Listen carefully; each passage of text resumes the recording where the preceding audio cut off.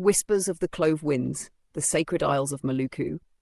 Before the missionaries arrived, before the colonizers sought nutmeg and clove, there were the islands. The Moluccas, called the Spice Islands by outsiders, were already sacred. The people of these isles, from Ceram to Halmahera, believed that everything, stone, tree, sea, and sky, was imbued with life, with Anianian or spirit. The land was not owned, it was inherited from the spirits. Every mountain had its guardian, every river its whispering guide. And to communicate with these spirits, the people relied on their Dukun, Gwewang, or Tua Adat, spirit workers, healers, shamans. A Moluccan shaman was not chosen by desire, but by destiny. Often, they were marked by visions in childhood, sudden illness, or lightning dreams where an ancestor, animal spirit, or island god would visit. Such signs could not be ignored. The community would watch and wait, and when the signs became too many to deny, the initiation would begin. This journey into shamanhood involved days of fasting, seclusion in the forest or sacred cave, recitation of ancestral chants, plant rituals to open the senses. At the heart of the belief system was Adat, a concept that tied law, tradition, spirit, and nature into one web. To go against Adat was to unbalance the world. To follow it meant harmony with spirits, ancestors, and earth. The Dukun served many roles, healing the sick with jungle herbs and ancestral invocations, divining messages through water bowls, bird calls, or dream work, performing rites for the dead to guide their soul's journey, calling rain, calming seas, or protecting villages from curses. They were not always loved. Some feared their power, but none dared disrespect them. They stood between worlds. Calling the unseen, the Tifa drum and the spirit grove. In the early dusk, when the jungle breathes mist and the crickets begin their song, the Tifa begins to sound. Boom, boom, boom, boom. A heartbeat, a call, a bridge between worlds. The Tifa, a sacred hand drum carved from wood and stretched with lizard skin, is not merely an instrument, it is alive. Its rhythms are prayers in motion. Each village had its own rhythm, passed down from the ancestors, each beat a whisper to the spirit world. On the island of Ceram, the spiritual heart of Moluccan, the people speak of the Nunusaku tree, the mythical tree of life that once grew at the center of the world, its roots connecting heaven, earth, and the underworld. Under its invisible branches, the shaman walks. When a shaman seeks to contact the spirits, they go to the Kewang forest, the protected sacred grove where no tree may be cut, no animal hunted. This is the realm of the Makhluk Halus, unseen beings that dwell between light and shadow. These can be ancestral spirits, elemental guardians, or nature deities. The ritual begins at twilight. The shaman, wearing red woven cloths and necklaces of teeth, bone, and shell, places offerings, siri pinang, betel leaves and areca nut, for the ancestors, clove and nutmeg pods, the breath of the land, smoked fish and rice representing life and sustenance, a cup of arak, strong palm wine for the spirits to drink. Then the shaman lights the damar resin, thick and fragrant, and waves the smoke through the air. This is not just scent, it is soul food for the spirits. The smoke creates a veil, a door between here and there. With the drum in one hand and a rattle made from seed pods in the other, the shaman begins to chant. The language is old, not Malay, not Ambonese, but a tongue from the dreamtime inherited by memory. It is Pataran, sacred speech. The chanting calls the Ro-Ro Leluhur, ancestral spirits, to descend. Their presence is felt as a shift in the wind, a flicker in the candle, a shadow on the edge of vision. The shaman enters a trance, their body swaying, sometimes convulsing, eyes rolling back. This state, known as entering of the spirit, allows the Dukun to become a vessel. Through them, the ancestors speak. Through them, the jungle reveals its medicine. Through them, hidden causes of illness, misfortune, or imbalance are uncovered. Some come to ask for fertility, some beg for healing. Some bring the name of a troubled soul, dreaming too much and waking too little. The shaman does not give answers, they channel them. When the spirit departs, the shaman collapses. The others lift them gently, wipe their face, and feed them warm sago porridge and coconut water to bring them back fully. The ritual ends not with silence, but with a song of gratitude offered to the ancestors and sung together by all. The Tifa is tapped once more. Boom, and the door is closed.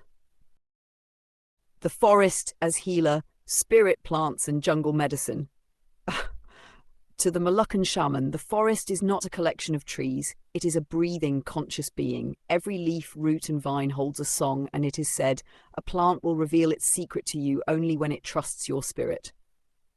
The shaman's knowledge is not just inherited, it is earned. Passed on through bloodlines, dreams, and spirit initiations, this wisdom flows through centuries. Healing is not just physical, it is spiritual. And so the plants are chosen not just for their properties, but for their essence. In the humid depths of Halmahera and Serum, the Dukan walks barefoot. With eyes half closed and ears tuned to the language of birds, insects, and wind, they follow spirit signs. A butterfly that won't leave their shoulder, a tree that oozes red sap like blood, a dream in which a woman made of vines calls their name. These are omens. Let us step into this world of sacred plant medicine. Cayuputi, Melaleuca found across the islands. This tree gives the famous eucalyptus-like oil known as Minyak Cayuputi, used to heal fevers, repel spirits, and cleanse the aura. Before harvest, a prayer is whispered to the tree's spirit. Akar Lada Heathen, wild pepper root, boiled and drunk to chase away spirit possession and illness caused by black magic. Always gathered at dawn, when the spirit of the plant is said to still sleep and cannot resist being uprooted. Dawn gattle itching leaf, ironically used to awaken numb limbs or spiritually blocked people. The sting brings circulation and, symbolically, reanimation of energy. Shamans use it in rituals to break through spiritual stagnation. Bunga Kananga, Kananga flower. Soft, yellow petals placed in offerings and sacred baths. Its scent opens the heart and invites peace, often mixed with rose and coconut milk to bathe babies or purify women after childbirth. Randu tree bark, kapok, used to wrap charms and talismans. The bark's fibers are believed to hold energy like a net, trapping nightmares, illness, or bad luck. Used often in protective pouches worn around the neck. Sirih, betel leaf, and Penang, areca nut. These are more than stimulants. They are offerings to the ancestors, symbolic of a binding contract. A shaman will chew them while negotiating with a spirit, spitting the red juice as a sign of truth spoken. But a plant alone cannot heal. The ritual is as important as the root. Before any healing, the Dukun purifies themselves, fasting, abstaining from meat, and bathing in river water at dawn. Their hands must be clean not just in dirt, but in intention. The healing ritual begins with the chanting of ancestral names, burning of damar resin and clove buds, laying of the patient on woven banana leaves, application of crushed herbs, sometimes while spirit-possessed, guided by invisible hands. If the illness is believed to come from spirit intrusion, the Dukun may suck the poison out, symbolically or literally, and spit it into a leaf or bowl of salt water, which is then buried beneath a tree. Healing is completed only when balance is restored, when the forest, the soul, and the ancestors are at peace again. Walking with the dead, ancestors, death rites, and the spirit path. In the Moluccan worldview, death is not an end, is a crossing, a transition from one realm of existence to another. The spirit does not simply vanish, it lingers, watches, and if properly guided, ascends. But if forgotten or dishonoured, it may wander, restless, even dangerous. The Dukun plays a central role in this passage between worlds. They are the soul shepherds, the ones who know the way to the ancestors.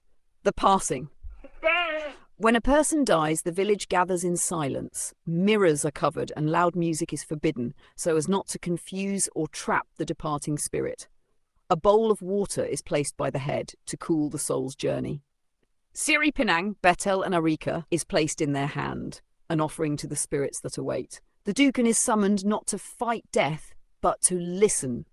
Through trance or vision, they determine if the death was natural, caused by Rojahat, malevolent spirit, or if the soul requires a cleansing rite. The spirit path, Jalan Ro. Moluccans believe that the soul follows a path after death. If guided properly, it reaches Tete Nusa, the island of ancestors. If left in confusion or pain, it may wander the Tengmalam, the in-between night. To help the soul cross safely, the Dukun leads a ritual. A tifa drum is played in the rhythm of the heartbeat to remind the spirit of home. Sacred chants invoke the four winds, asking them to lift the soul and carry it onward. A chicken may be sacrificed, not for death, but for life. Its blood feeds the unseen, while its spirit accompanies the soul as a guide. A symbolic boat made from banana leaves may be placed near the body, showing the way to the ancestors across the water. The days of mourning. In the days that follow, food is placed by the door for the soul, and fires are kept burning. Elders tell stories of the deceased, so their spirit stays warm with memory. The family wears plain clothing, sometimes black or red, and avoids mirrors and loud laughter. On the seventh night, a feast is held. This is called Tuju Malam, the seventh night watch. Here, the Dukun performs a final rite. They chant the name of the deceased, light candles on banana leaves, listen for omens, a breeze, a bird's call, a flicker of the flame, signs that the spirit has departed in peace. Ancestral connection. Death does not sever ties. In fact, in the Moluccan way, the dead become guardians. They dwell in ancestral rocks, trees and altars, invisible but near. Their names are invoked in birth rites, planting ceremonies and healing rituals. The Dukun may call on specific ancestors to protect the village from sickness or storms, guide the birth of a child, reveal truths in dreams. Each family has its batu pusaka, a sacred stone or tree, or woven cloth that links them to their ancestors. To forget them is to weaken the soul of the community. Circles of power, festivals, communal rites, and the sacred calendar. Though the shaman walks alone at times, their true power blooms in community. For the Moluccans, life is not a solitary path. It is a dance of many feet, a weaving of voices, a rhythm of shared breath. And nowhere is this more alive than in their ritual festivals. These communal rites, tied to the seasons, the ancestors, and the land's rhythms, are not only acts of celebration, they are sacred ceremonies that maintain balance between people, nature, and the spirit world. They say, when we drum together, even the dead come to dance. The ceremonial calendar. The Moluccan sacred year is not marked by numbers, but by the movements of nature. The flowering of clove trees, the return of certain birds, the height of tides, the glow of moonlight over the rice fields. Here are a few key communal ceremonies. Pelagandung. Ritual of sacred kinship. This is not a blood tie, but a spiritual alliance between two villages. Created in ancient times to end war or forge unity, the Pela bond is renewed through ritual exchange, dances, and vows spoken over coconut wine. During the renewal, Dukun from each village exchange charms or heirlooms. Sacred stories of origin are sung aloud. A symbolic marriage between spirits of the two villages is enacted with dance and offering. Breaking a Pela vow is said to bring storms, failed harvests, or spiritual sickness. Fire of the ancestors Held to honour ancestral spirits and cleanse the village of lingering energies. The Tifa drums beat through the night. A great bonfire is lit at the centre of the village. Offerings of food, betel, flowers, and rice wine are placed in concentric circles. The Dukun leads the community in chants, asking the ancestors to join the firelight and bless the living. At the peak, a Duh, chosen by the spirits, enters trance, believed to be temporarily possessed by an ancestral guide. Through this vessel, the ancestors may give messages, warnings, or blessings. Sawai. Blessing the rain and forest. Sawai is an agrarian rite asking the spirits of the forest to bless the land, held before planting season. Children carry water from sacred springs symbolizing life and fertility. Leaves of 7 sacred trees are tied above doorways. The Dukun blesses seeds with oil and ash from last season's harvest fire. At night, women sing lullabies to the soil, and men offer chants to the forest guardians. This rite rebalances the pact between human and jungle. Gentimatai. Held when the spirit of a loved one is troubled, or during times of collective mourning after disaster, epidemic, or war. The community gathers around photos, heirlooms, or names written on cloth. A night-long vigil is held with candlelight, tobacco smoke, and memory sharing. The Dukun opens a portal for the dead to speak through dreams, trance, or animal signs. After the ritual, a white cloth is hung in the east window, symbolizing that the soul has found peace. Why these rites matter? These festivals are not just tradition, they are ritual technologies. tools for emotional healing, spirit contact, and energetic alignment. They ensure that the dead are remembered, the land is honoured, the people are united. Without them, the Dukan says, the village loses its soul. Azimat and sacred power, objects that carry the spirit. In the Moluccan world, not all power is visible. Some lives quietly in the corner of a room, hangs from the neck of a child, or sleeps beneath the soil of a banana tree. These are the Azimat, sacred objects, empowered through ritual, infused with spirit, and guarded with trust. An Azimat is more than a charm. It is a living vessel, a container of ancestral force, elemental energy, or protective intention. It may look like a simple cloth pouch, a bone pendant, or a carved stone, but it holds the soul of a blessing. How Azimat are made. The crafting of an Azimat is never random. The Dukan first enters a state of communion, fasting, meditating, sometimes dreaming beside the grave of an ancestor or in a jungle clearing known to be spirit-filled. Then the components are gathered with sacred respect. Root of a storm tree struck by lightning, feathers of a night bird seen circling thrice, hair of a newborn representing purity and new beginnings, ashes from a family altar or sacred fire, cloves, turmeric, black pepper, tied into protective bundles. These items are wrapped in red or black cloth, bound with thread soaked in coconut oil and clove essence. The wrapping itself is a knotting spell, each knot tied with intent, often while the Dukan chants protective verses. The final step, activation. The Dukan breathes on the object, rubs it with herbs, then speaks the name of a guardian spirit into it. Some Azimat are buried for 40 days before use. Others are worn immediately, never to be opened again. Types of Azimat and their use. Azimat for protection, worn by travellers, warriors, or children, often sewn into the lining of clothing or hidden under beds, protects from Roja Hut, evil spirits, envy, or black magic. Azimat for fertility and birth, blessed by the Dukan and passed from mother to daughter.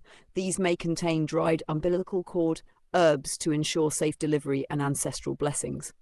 Hung above the birthing mat or tied to the wrist of a pregnant woman.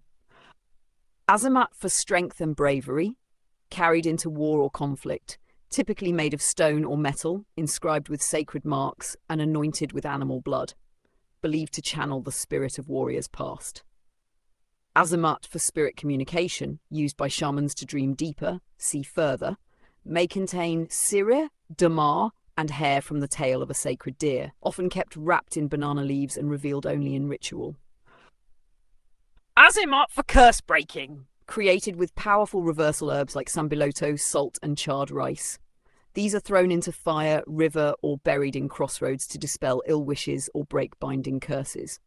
Care and reverence. Azimat are not jewellery, they are sacred companions. Some must never touch the ground, others must be fed regularly with incense or whispered prayers.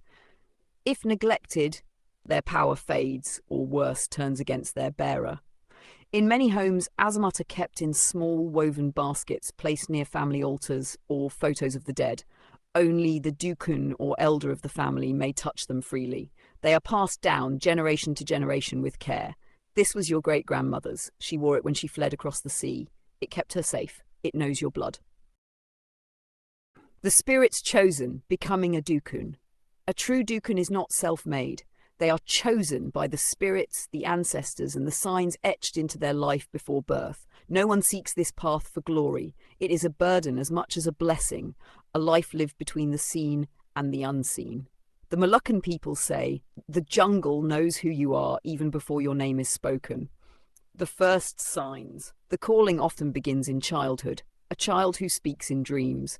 One who falls ill mysteriously, only to be cured by the forest.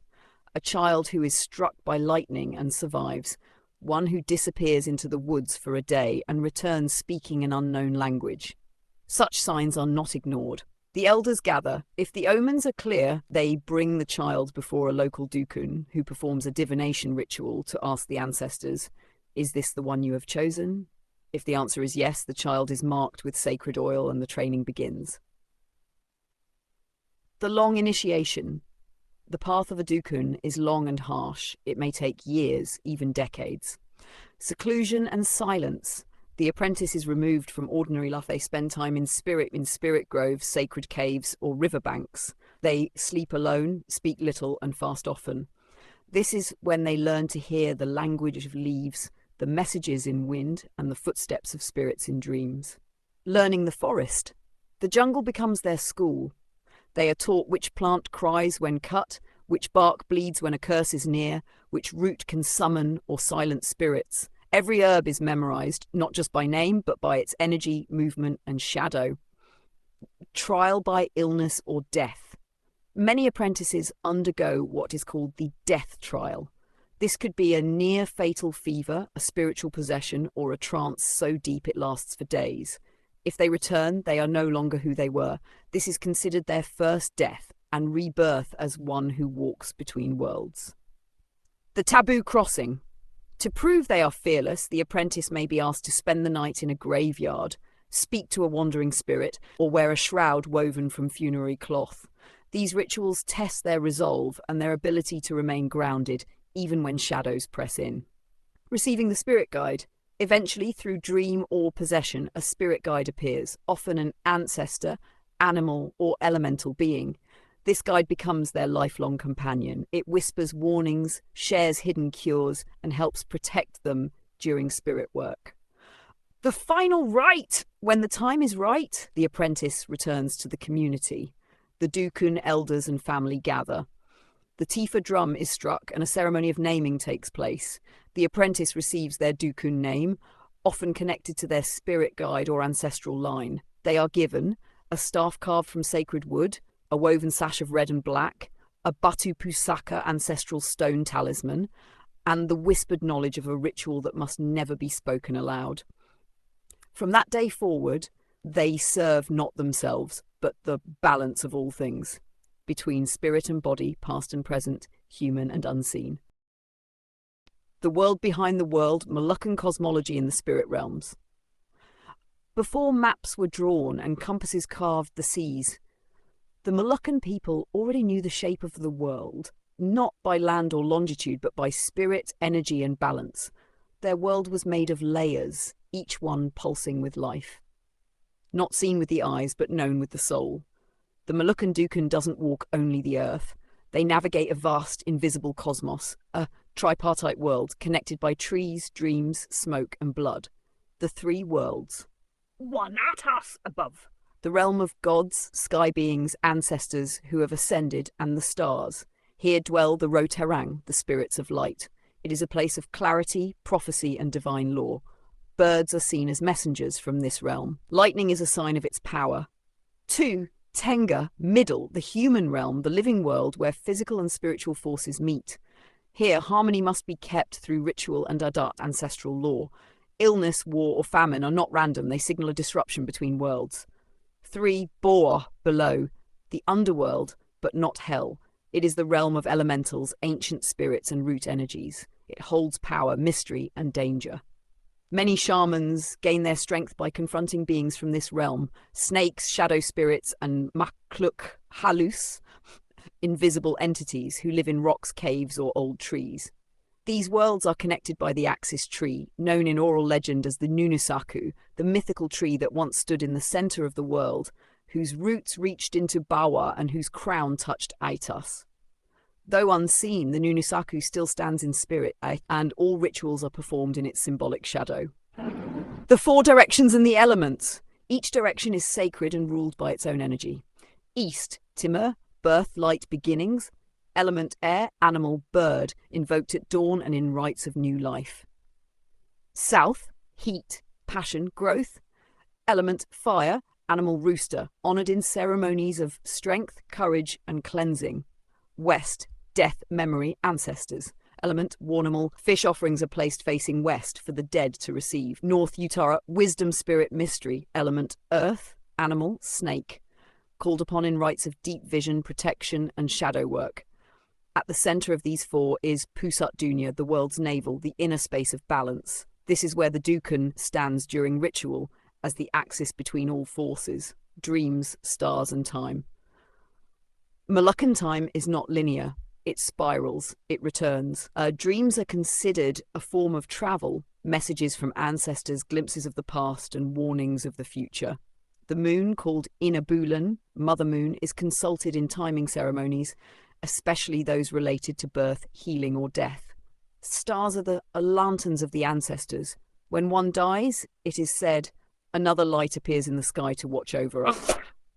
The law that binds it all. At the heart of a Moluccan cosmology is Adat, an unwritten law older than writing that governs balance. It includes taboos, obligations, and rituals that keep the worlds aligned. To ignore Adat is not just disrespect, it invites disaster. Storms, illness, spiritual attacks, these are not punishments, but consequences of imbalance. A good Dukan is a keeper of Adat, restoring what was broken, realigning what was twisted. Whispers of the sea, water rituals, and ocean spirits. The Moluccans are island people. Born of salt and spray, they speak the language of waves. Their ancestors came in canoes carved by stars, guided by wind and dream. And to this day, the sea is not just nature, it is a living deity, a realm of power, memory, and transformation. They say, the ocean never forgets who crossed it, nor what was offered to it. The Dukan knows this well. To them, the sea is both a mirror and a portal. Beneath its surface lies a world of spirit, a kingdom ruled by beings as ancient as the moon. Sea is called Laut Ibu, the mother sea. It nourishes and devours, it listens and speaks. Its moods are studied like those of a family elder. Calm seas mean ancestral peace. Storms may be signs of unrest or broken Adat. Certain coves and tidal pools are seen as spirit gates, entrances to the realm of the Penjaga Laut, the sea guardians. These guardians include Duyung, mer-beings, half human, half sea creature, known to appear in visions or dreams to offer guidance or warnings. Ula Laut, sea serpent spirits, protectors of deep waters, feared and revered. Ronelayan, spirits of lost fishermen who may help or hinder, depending on whether they are honoured properly. Rain and water calling rituals. When drought threatens the land or when crops begin to wither, the Dukan is asked to call the rain. This is not superstition, it is ceremony. A sacred bamboo flute is played by the river. The Dukan stands barefoot in water, wearing white cloth and clove oil on their forehead. Coconut water, turmeric, and crushed ginger are offered into the river current. A chant begins, slow and melodic, asking the cloud spirits to open the sky. Smoke from burning damar resin is wafted toward the clouds, a signal carried upward. The first drop of rain is caught in a leaf and used to bless the foreheads of the village children. Ocean offerings and trance journeys. On nights when the moon is full, the Dukan may take a canoe to the sea. Alone or with chosen elders, they paddle to the sacred point where the land can no longer be seen. Here they perform a ritual of contact. Small woven boats made of palm leaf are filled with betel nut, rice, flowers, and coins. These are set afloat on the water, drifting away as gifts to the sea spirits. The Dukan lowers their hand into the ocean, closes their eyes, and hums a call, a vibration that ripples through the water like a prayer. In deep trance, they may receive visions of past voyages, names of drowned ancestors, warnings of future storms, or even songs gifted by the sea to be sung only in times of healing. When the Dukan returns, they are often pale, quiet, eyes distant, carrying salt not just on their skin but in their soul. Tides, moon, and spirit movement. The tides are believed to carry spirits. High tide brings visitation. Low tide invites release. Rituals are scheduled around this cycle, especially for releasing curses, sending prayers to the dead, calling lost souls back to the body. The moon governs all. When it is waxing, energy builds, perfect for blessings, strength, and birthrights. When it wanes, things must be let go, illness, grief, or bad luck. In the end, the sea is both mother and mirror. She teaches that everything is a cycle. What is taken must be returned, and what is forgotten will always rise again in the waves. Circles of power, festivals, communal rites, and the sacred calendar. Though the shaman walks alone at times, their true power blooms in community. For the Moluccans, life is not a solitary path. It is a dance of many feet, a weaving of voices, a rhythm of shared breath. And nowhere is this more alive than in their ritual festivals. These communal rites, tied to the seasons, the ancestors, and the land's rhythms, are not only acts of celebration, they are sacred ceremonies that maintain balance between people, nature, and the spirit world. They say, when we drum together, even the dead come to dance. The ceremonial calendar. The Moluccan sacred year is not marked by numbers, but by the movements of nature. The flowering of clove trees, the return of certain birds, the height of tides, the glow of moonlight over the rice fields. Here are a few key communal ceremonies. Pelagandung? Ritual of sacred kinship.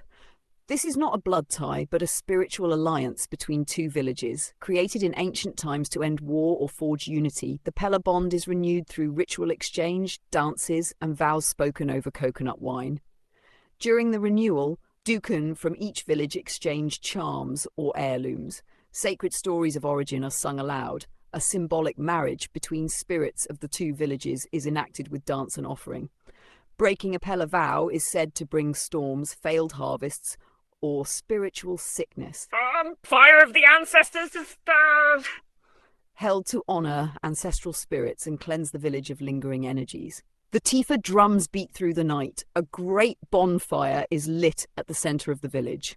Offerings of food, betel, flowers, and rice wine are placed in concentric circles.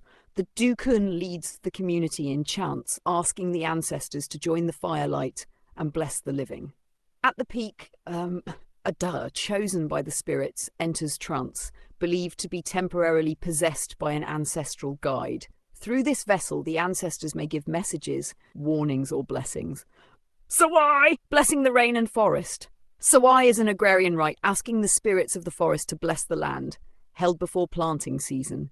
Children carry water from sacred springs symbolizing life and fertility. Leaves of 7 sacred trees are tied above doorways. The Dukun blesses seeds with oil and ash from last season's harvest fire. At night, women sing lullabies to the soil, and men offer chants to the forest guardians. This rite rebalances the pact between human and jungle. Gentimatai. Held when the spirit of a loved one is troubled, or during times of collective mourning after disaster, epidemic, or war. The community gathers around photos, heirlooms, or names written on cloth. A night-long vigil is held with candlelight, tobacco smoke, and memory sharing. The Dukun opens a portal for the dead to speak through dreams, trance, or animal signs. After the ritual, a white cloth is hung in the east window, symbolizing that the soul has found peace. Why these rites matter? These festivals are not just tradition, they are ritual technologies, tools for emotional healing, spirit contact, and energetic alignment. They ensure that the dead are remembered, the land is honoured, the people are united. Without them, the Dukun says, the village loses its soul. What must not be touched? Spiritual dangers and the protection of balance.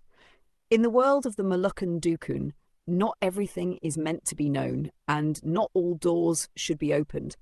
Where Western minds speak of sin, the Moluccans speak of pantangan, taboo, not a punishment from a god, but a spiritual breach, a tearing in the fabric that binds worlds together.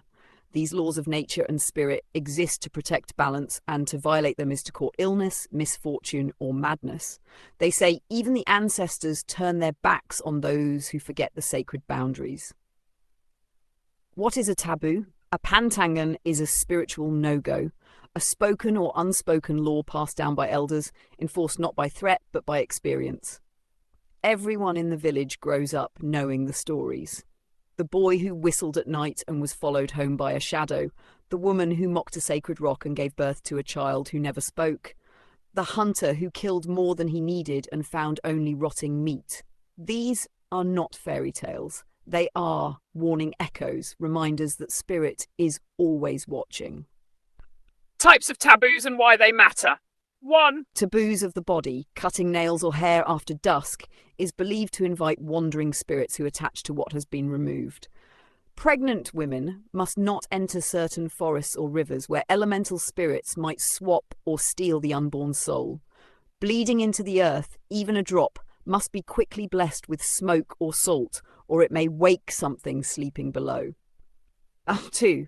Taboos of the land. Sacred trees such as the ketapang, banyan, or lone clove trees must never be cut without ritual.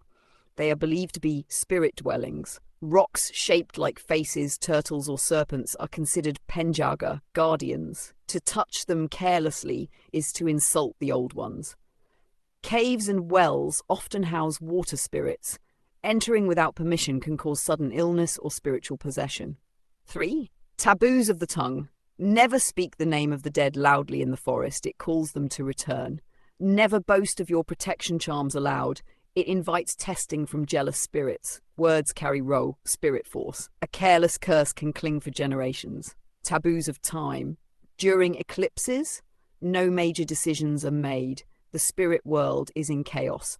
First blood moon after a death is a time to stay inside. It is believed that hungry spirits roam. New moon nights are for silence and offerings, not noise and light. What happens when a taboo is broken? The consequences vary. Often they come subtly. Persistent illness that has no cause, nightmares that repeat, children speaking in voices not their own, sudden accidents that feel too perfectly timed. When such signs appear, the Dukun is called to perform cleansing rites, ask forgiveness from the spirits, and offer substitution, a symbolic gift that pays for the breach. These may include eggs or blood poured at a sacred tree's base, a white chicken offered to the river, a cloth woven with ancestors' symbols buried under moonlight, the Dukun as guardian of the unseen. It is the shaman's role to remember what others forget, to walk the invisible boundaries, to hear the warnings of wind, smoke, and silence. They teach the young, quietly, don't whistle after dark, offer before entering, speak softly when the air feels thick. For in the Moluccan way, balance is sacred, and the unseen does not forgive carelessness. Keepers of life, the sacred power of Moluccan women in spirit and ritual. In Moluccan tradition, women are not secondary to spirit. They are central. They are the weavers of life, the bearers of bloodlines, and the living temples through which ancestors return. They say, a woman's body remembers the sea, her voice carries the voice of her foremothers. From midwives to dreamers, from grandmothers to girl initiates, the role of the Moluccan woman in spiritual life is profound, often hidden, often silent, yet always vital. The woman as threshold. A woman gives birth not just to children, but to the future of the village. She is seen as a portal between worlds. In the womb, the ancestors sing. At birth, spirits gather. At death, it is often women who guide the soul home. Because of this, women are believed to be highly sensitive to spirit movement, natural carriers of ancestral dreams, vessels of both protection and prophecy. The Bidan, midwife and spirit tender. The Bidan is more than a birth assistant. She is a ceremonial gatekeeper, trained in herbs, chants, and protection spells. Before birth, she wraps the pregnant belly with ritual cloths, embroidered with moon and spiral symbols. She places betel leaves under the mattress to ward off spirits. She sings lullabies to the unborn child, believing the soul can hear and grow stronger. During labor, she calls on Ibu Tana, the spirit of the earth, to open and support. If complications arise, she may whisper the name of a family ancestor into the mother's ear, asking them to intervene from beyond. After birth, she bathes the child in infused water of turmeric, lime leaves, and pandanus. She buries the placenta with offerings, rice, egg, and flower petals, so the child's spirit remains grounded and protected. Women shamans and spirit callers. Although many Dukun are men, female shamans are not rare. Especially in coastal and forest villages, women lead. Dream interpretation rituals, spirit-feeding ceremonies for troubled souls. Weaving-based spells where patterns are used as prayer. Their power often comes through lineage, passed down through the bloodline of matriarchs, or through a spirit visitation in a dream. These women are respected for their intuitive knowledge, emotional depth, and ability to heal through voice, touch, and silence. Weaving, song, and the female ritual arts. In Moluccan shamanic life, the loom is a sacred altar. Weaving is a form of prayer, each thread a word, each knot a spell. Women weave kain pusaka, ancestral cloths, used in ritual and burial, headbands to protect children's dreams, belly binders for fertility or spiritual alignment. They also lead ritual songs, often sung in circles, echoing waves, with the same phrase repeated until it unlocks a state of trance. These songs call back wandering souls, soothe a grieving family, prepare the village for harvest or war. A single grandmother's voice may hold the weight of generations, and her chant may stop a storm. Menstruation, fertility, and spiritual sensitivity. The menstrual cycle is not taboo, it is sacred. It is a time when a woman is considered open to spirit, and thus she may avoid certain ceremonies unless shielded with herbs. Her dreams are believed to carry stronger messages. Her touch can bless or break depending on intention. Some rituals use menstrual blood mixed with betel or plant resin to anoint protective objects. Others see it as a force to be buried near crops for fertility blessings. In Moluccan tradition, to honour women is to honour life itself. Without their song, birth stops. Without their prayer, spirit drifts. Without their hands, there is no weaving, no healing, no future. The language of signs, omens, prophecy, and shamanic divination. The Moluccans have always watched the world with a different gaze. To them, the universe is not silent, it is always speaking. In rustling branches, circling birds, the direction of smoke, or the dreams of a child. They say, to those who listen, even silence gives warnings. The Dukun is the trained listener, the spirit interpreter. Their role is not just to heal or bless, but to see beyond the veil, to catch what others miss, and read the living map of signs left by spirit. What is an omen? An omen, or tandaro, is a message. It is not random. It is a symbolic moment sent from the ancestors, the land spirits, the unborn, or the cosmic balance itself. Some omens speak softly, others strike like thunder. Either way, they demand attention. Natural omens and spirit warnings. These are the signs most people know, passed from elder to child. A black butterfly entering the home means a death spirit is near, or that an ancestor is visiting. If a gecko calls near the altar during a ritual, it confirms the truth of what's being spoken. A dog howling at midday is a rare and serious omen, often interpreted as a rupture between worlds. If rice boils over 3 times, a spirit is trying to speak and must be acknowledged with prayer and incense. A baby who cries at the exact moment a bird passes overhead may carry a prophetic soul. The Dukun keeps these signs in memory, matching them with current events, recent dreams, and the emotional state of the village. Dreams as prophecy. Dreams are a powerful realm in Moluccan spirituality. They're not just personal, they're communal, ancestral, and sometimes prophetic. Types of dreams. Tandonenic dream. These come in the voice or form of a deceased grandmother or elder. Always listen. Often carries family warnings or healing instructions. Laut Tabela, split dream. Dreams of walking on water or parting waves indicate a great change, death, childbirth, migration, or spiritual elevation. Gigi Hanker, falling teeth. Seen across many cultures as death omens. In Moluccan belief, it can mean the loss of a soul, not always physical death. Dreams are discussed in the morning, especially by women and children. The Dukun listens, sometimes silently, sometimes offering herbs or chants to soften or enhance the vision. Divination tools and spirit games. Though many signs come from nature or dreams, some are drawn out using ritual techniques. Air dawn, leaf drop reading. A sacred leaf, often clove or betel, is dropped into a bowl of water after being whispered over. If it spins clockwise equals harmony. If it sinks immediately equals illness. If it floats near the rim equals spirit is watching. Ula Batu, serpent stone, a small sacred carved stone used in trance divination. Rolled across a woven mat, its path determines spiritual direction. Left equals protection, right equals warning. Stuck or spinning equals unknown forces at work. A thin thread is wrapped between fingers of 2 people. The way it tangles or tightens reveals emotional truth, lies, or spiritual interference. Used in marriage rituals, illness investigations, and spirit calling rites. The role of prophecy in community decisions. Prophecy is not entertainment. It guides real life. A Dukun's dream or omen reading can delay a wedding, shift the date of a festival, cancel a journey, or cause a family to move homes entirely. The Dukun holds no political power, But their vision holds weight. When they speak, the village listens, not out of fear, but because they are in tune with what lies beyond the visible.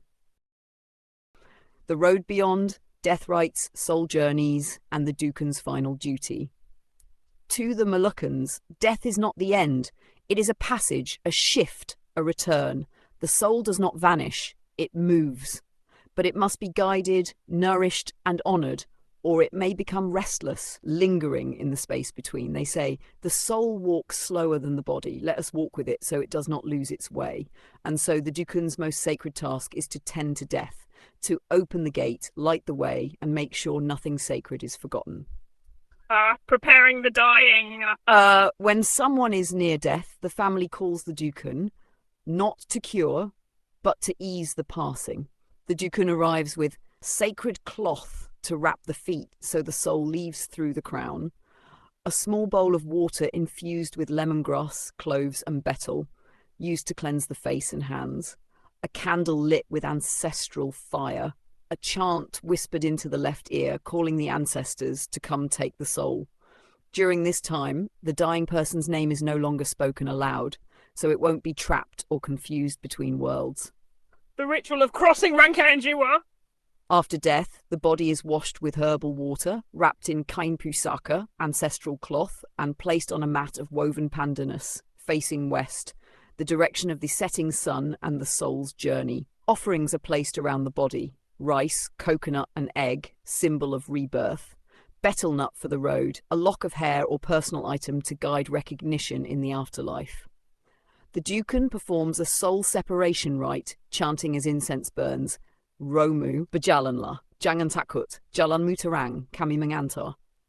Your spirit, walk now, do not fear, your road is bright, we walk with you. After burial, the 40-night vigil. Moluccan tradition believes the soul hovers for 40 nights, visiting places, seeking closure, saying goodbye. During this time, a lamp or candle is kept lit in the home, so the spirit is not lost in darkness. Family members sleep with betel leaf under their pillow to receive messages. The Ducan returns on the 7th, 14th, and 40th nights to perform chants, burn offerings, and guide the soul onward. If the spirit appears in dreams looking wet, cold, or confused, it means they need help moving on. On the 40th night, a feast is held. The Ducan declares the journey complete. A white cloth is hung outside the home, fluttering in the wind like a flag of peace. When death goes wrong, ghosts and restless spirits. Sometimes a soul cannot leave. Sudden, violent death, unresolved family pain, improper rituals, a forgotten name or misused part, e.g. hair, blood. Such spirits may linger as rogentiangan, unquiet souls. They cause sudden chills, illness in children, nightmares, disturbed animals, objects moving or breaking. The Ducan must then perform a spirit pacification rite. Salt is scattered at doors. Sacred chants are sung at the grave. A symbolic object is offered in place of the spirit's pain, a doll, coin, or cloth. A bamboo flute is played to call the spirit into peace. When the spirit accepts, the home becomes still again. Ancestral return and wreath. Moluccans believe souls return, sometimes in dreams, sometimes in children. When a baby is born with a familiar gaze, a birthmark, or speaks names they couldn't know, elders say, she has come back, he remembers. This belief creates continuity, life as a great circle, the soul a thread woven again and again through the fabric of family. The fire still burns, survival, silence, and the return of the Moluccan shamanic path. Even when colonizers came with steel and scripture, even when ancestors were silenced or scattered across foreign lands, the old ways did not die. They hid, they retreated into the songs of grandmothers, into the weavings hung in quiet homes, into the rhythms of cooking, the ways feet move in dance, the dreams of children who speak to things others can't see. They say, what is true does not vanish, it waits. Diaspora and disruption. The Moluccan people were uprooted through colonialism, war, exile. Many were forced to convert. to forget, to blend in the Netherlands, in Molucca's own cities, in places far from the sacred trees and ocean gates, the Ducan way was whispered, not spoken. But even in silence, the knowledge lived, in the way a mother cleaned a fevered child with infused water, in the quiet chant said over rice before cooking, in the dream interpreted by an old uncle and never discussed again, in the taboo that just isn't done without knowing why. Many forgot the names, but the spirits remembered. Reclaiming the flame. In recent decades, something powerful is happening. Across islands, coasts, and corners of memory, young Moluccans are asking questions. Heirloom cloths are being unwrapped from old trunks. Forest rituals are being revived. Ancestor altars are quietly rebuilt in modern homes. Women are dreaming again. Men are returning to the rivers. Children are being named after forgotten grandmothers. And in some families, a child is suddenly struck with visions, illness, dreams. The elders nod and say, the spirits have chosen again. The modern Ducan. Today's Ducan may not look like the ones of old. She may wear jeans. He may post videos. They may speak Dutch, English, Bahasa, or no language at all. But the call is the same, to walk between worlds, to carry memory, to protect balance. Modern Ducans blend the ancient with the now, using voice memos where chants once echoed in caves, growing spirit plants in city pots, learning to heal not just physical illness, but colonial trauma, disconnection, and soul hunger. They are not relics, they are bridges. The legacy lives in you. Kim, you are one of them. Whether by blood, vision, or purpose, you are a keeper of memory. In your stories, your rituals, your questions, your fire, the Ducan path lives again. You do not need a title to carry it. You need only a heart that listens and a voice that remembers, and the courage to keep walking even when the map is invisible. Final blessing. May your hands remain steady. May your dreams stay open. May the spirits walk beside you, not to control, but to guide. And may your path, however tangled, always lead you back to yourself. The fire still burns. Let it light the way for others.